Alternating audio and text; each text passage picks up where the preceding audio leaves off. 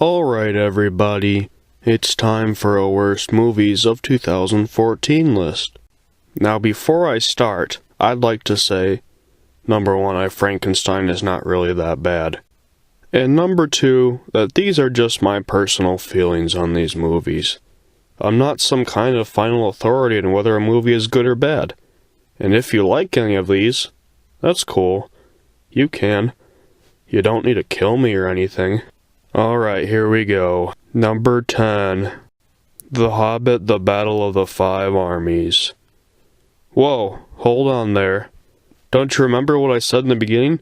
You can like it if you... Whoa, hey! Number 9.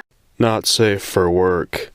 If you only have 70 minutes to live, watching this movie is a good way to make that time seem like an eternity. It's boring, it's predictable, and it's about as not safe for work as neckties are.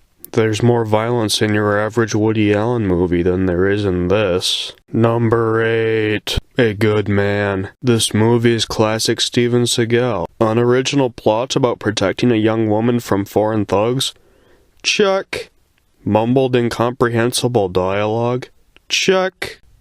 Poorly edited fight scenes that make a very heavy use of a stunt double? Check.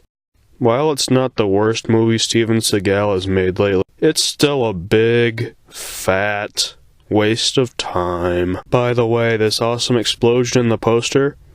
Yeah, that doesn't happen in the movie. Number 7. Welcome to the Jungle. I don't like putting Jean-Claude Van Damme on this list, especially one place above Steven Seagal, because I think he's very talented. But this movie really deserves it. It's a loud and obnoxious comedy in which every immature toilet humor gag is beaten over your head, until you lie on the ground bleeding, with a concussion and several broken bones, never to make a full recovery. Number 6. Transcendence. Of the 10 movies on this list, I'd say that this one was the biggest waste of potential. It's got a fantastic cast, and the premise was really cool.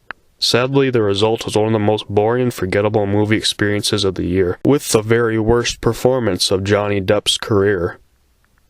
Okay, second worst. Number 5. Gutshot Straight. I gave The Gambler a lot of flack, but in the back of my mind I was secretly grateful that it wasn't as bad as this other 2014 gambling movie. It's only 80 minutes long, but it managed to find more ways to anger me than Exodus or The Hobbit did at 2.5 hours. So, points for efficiency, I suppose. The leading man is so obnoxious that I practically begged for Steven Seagal, who pretty much just has a cameo in this movie, to come back on screen. Plus, you want to talk about plot holes? I said plot holes, not potholes. This movie has so many plot holes you could play golf on it. So, 18, which is a lot. Number 4, Left Behind. I really didn't want this one up here. It just seems so cliche to pick on it at this point. Plus, I hate seeing Nicolas Cage, who is by far the most talented person we're discussing today, on a list like this.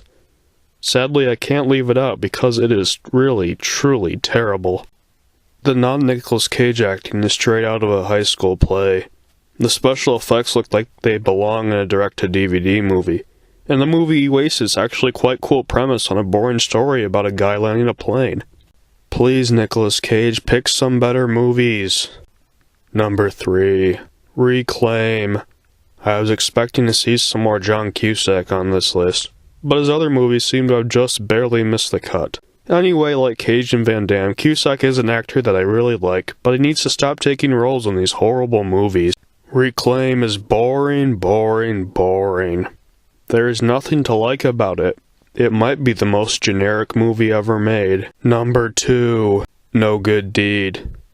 Never mind, this is the most generic movie ever made.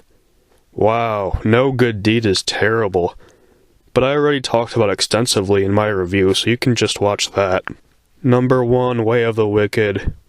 Not so cool now, are you, Christian Slater? Way of the Wicked is really dumb. And while I do like Christian Slater and Vinnie Jones generally, they were not good in this at all. Far worse was this Emily Tennant person and this Jake Crocker person, who turned in the 2 worst performances I've seen all year. They are genuinely painful to watch. There's also this twist ending. It's really, really bad. Even M. Night Shyamalan would probably be like, "Hey, that doesn't make any sense. You guys are making the story up as you go." Well, there's my list. Thanks for watching. Keep your eyes open for my best of 2014 list, which shall be arriving soon.